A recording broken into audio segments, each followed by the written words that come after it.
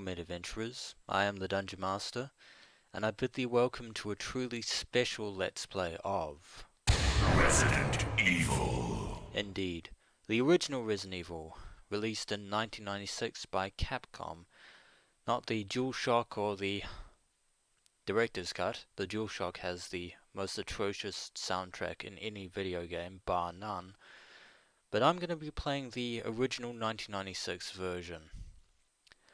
Now, for those of you who don't know what Resident Evil is, allow me to explain. Resident Evil was originally known as Biohazard, and if you look at the note in the lower left-hand corner there, you will actually see the note with the word Biohazard written on it. That is the original title of this game. Unfortunately for the series creator Shinji Mikami, they're unable to market Biohazard as such outside of Japan due to copyright reasons. So instead, Capcom USA decided to hold a competition of some kind to see what the new game title would be, and the winning result was, of course, Resident Evil, and it's been known that way for many, many years.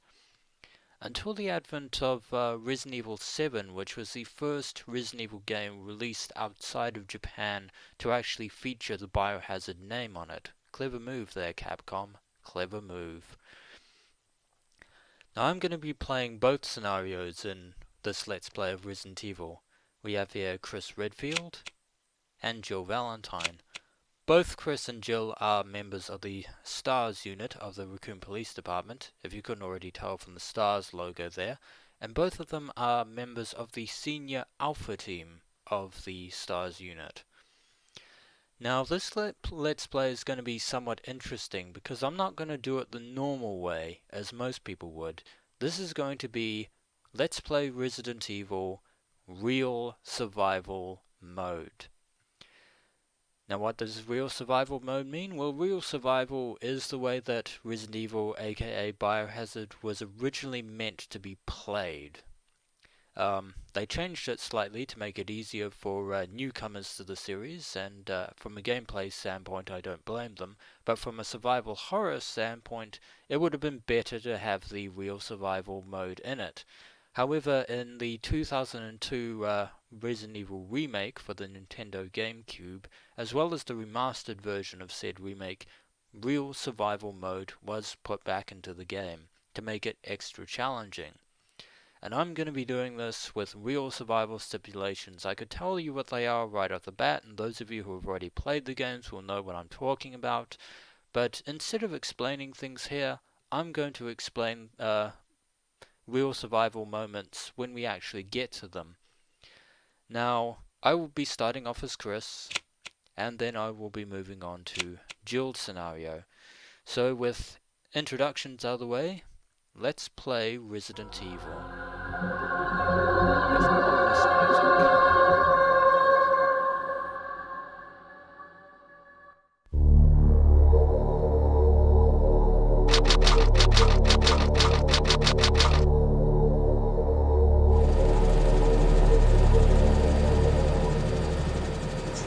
Alpha Team is flying around the forest zone situated in northwest Raccoon City, where we're searching for the helicopter of our compatriots Bravo Team, who disappeared during the middle of our mission. You haven't found it? No, I haven't found it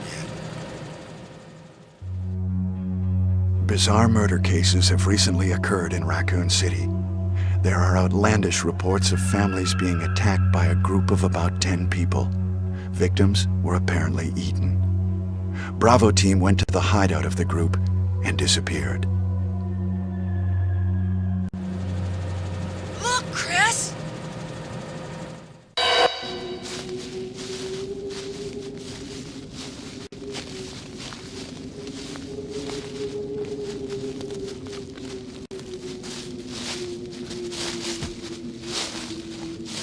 It was Bravo Team's helicopter. Nobody was in it. But strangely, most of the equipment was still there. However, we soon discovered why.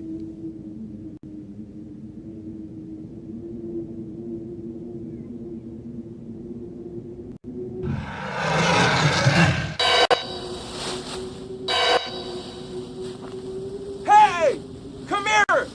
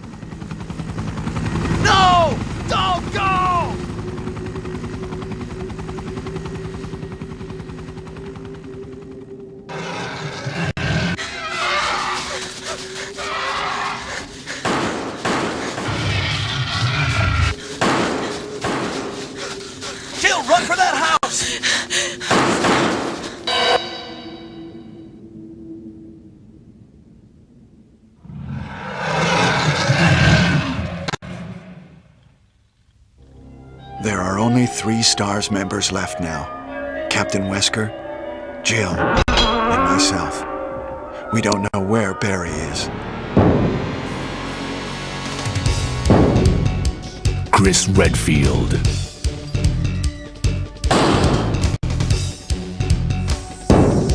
Jill Valentine. Barry Burton.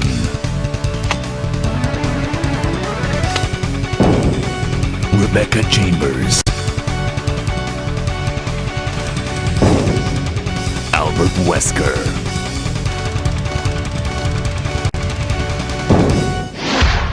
Resident Evil. They have escaped into the mansion, where they thought it was safe. Yet. I don't know what happened. Barry! Where's Barry? Well, I'm sorry, but he's probably... No. What is that? I'll go and check.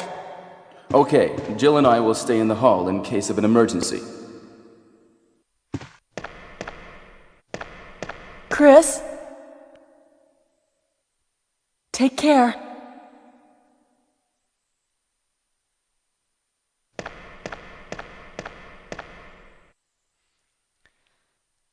And that was our introduction to the world of survival horror, also known as Resident Evil. And now we're in the game proper. Chris starts out with only two items, the handy combat knife. No, we don't want to combine it.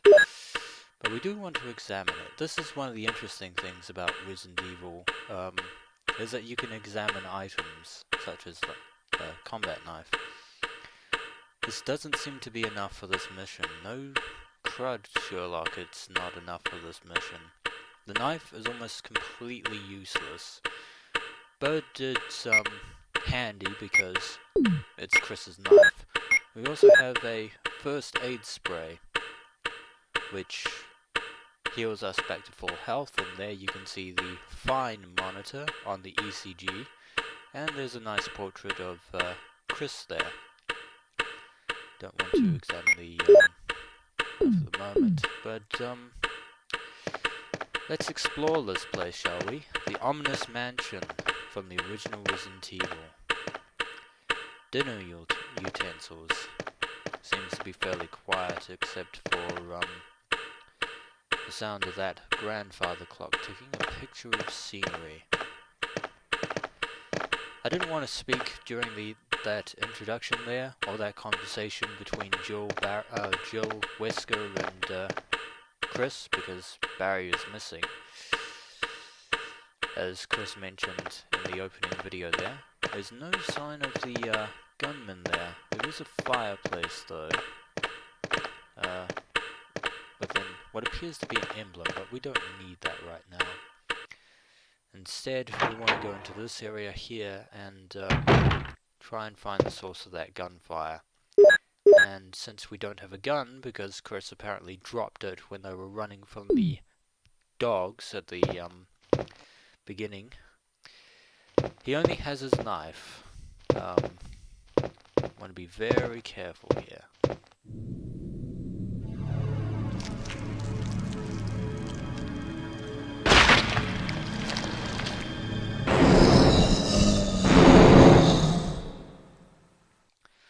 Looks like we've met one of the inhabitants of the mansion.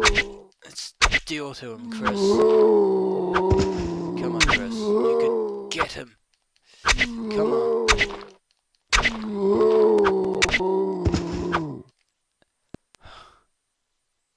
I was actually quite lucky there. I don't normally do that without getting hit. Chris is really skilled with the knife, although I won't be using it too often. That man was apparently devouring another man. He's Kenneth from the STARS Bravo team. Kenneth J. Sullivan. Now he has become a mere shadow of his former self.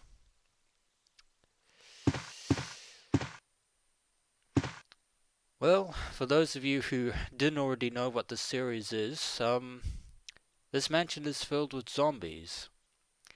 And perhaps it has something to do with the infamous Arklay murders that we heard about in the intro video of Resident Evil.